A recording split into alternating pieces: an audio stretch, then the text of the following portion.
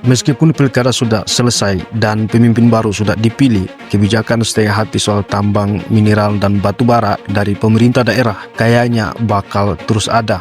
Pemimpin daerah yang baru mungkin malah akan menambah daftar panjang masalah pertambangan mineral dan batu bara.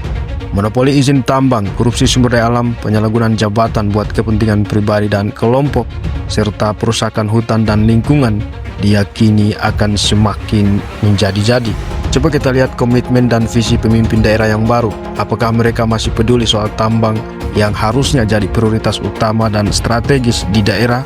Apakah mereka peduli dengan masa depan masyarakat lokal di wilayah pertambangan yang terus berhadapan dengan masalah kemiskinan dan kerusakan lingkungan? Yang kelihatan sekarang, pemerintah daerah yang baru malah sibuk dengan kebijakan tambal sulam yang cuma mikirin kepentingan jangka pendek dan politik elektoral, bukan kesejahteraan masyarakat dan lingkungan jangka panjang. Mereka kayaknya masih pakai pola-pola lama, kebijakan yang gak jelas dan setengah-setengah soal tambang, yang akhirnya berpeluang besar bikin korupsi dan manipulasi makin merajalela. Lingkungan makin rusak, rakyat makin menderita di tanahnya sendiri. Walaupun masalah kerusakan ekosistem, polusi, dan dampak kesehatan udah jelas di depan mata, namun pemerintah daerah yang baru di wilayah potensi pertambangan malah banyak yang nggak konsisten nyari solusi supaya aktivitas tambang sesuai standar lingkungan yang ketat dan melibatkan masyarakat lokal dalam pengambilan keputusan. Ini seperti yang sudah-sudah, kan lucu. Paling tidak, selain membuat janji dalam membangun infrastruktur, juga harusnya membuat janji untuk membereskan masalah pertambangan yang semakin kacau balau ini. Sebab masalah di daerah potensi pertambangan justru semakin hari semakin menciptakan tantangan baru, menciptakan efek berantai yang bisa memporak-porandakan keberlanjutan hidup masyarakat lokal. Tak hanya soal korupsi sumber daya alam, masalah seperti ketenaga kerjaan dan kemiskinan juga ikut terdampak akibat industri pertambangan. Tidaklah heran kalau ada yang mengatakan bahwa di wilayah-wilayah potensi pertambangan banyak calon kepala daerah terafiliasi dengan pengusaha tambang dari luar daerah, bahkan memiliki perusahaan tambang itu sendiri. Ironisnya, daerah kaya mineral dan batu bara tetap hidup dalam kemiskinan dan penderitaan. Sudahlah, jangan coba mengalihkan perhatian lagi dengan isu-isu yang kurang produktif dan menyentuh akar masalah di daerah.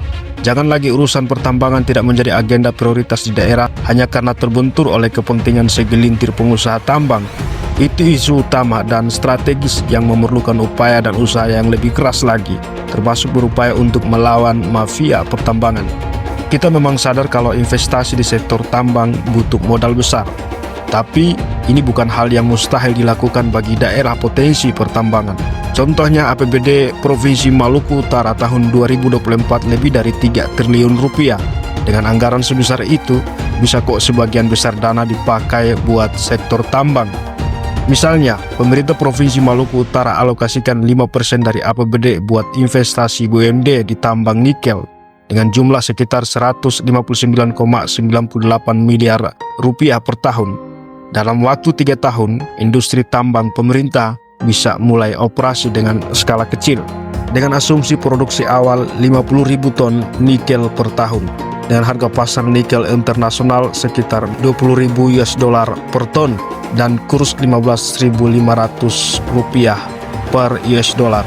Maka potensi pendapatan tahunan bisa mencapai 15,5 triliun rupiah.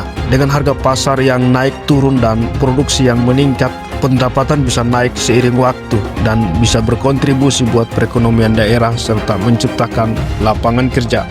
Hasilnya juga bisa dipakai buat bangun industri pertanian dan perikanan, serta subsidi pendidikan, kesehatan gratis, termasuk subsidi buat pulihkan lingkungan yang rusak akibat industri ekstraktif.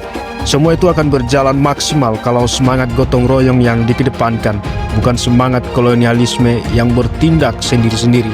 Sumber daya alam milik kita semua, bukan milik segelintir elit, dan penjajahan ekonomi, sosial, dan politik dalam masyarakat ini harus segera dihentikan untuk keadilan sosial bagi seluruh rakyat Indonesia.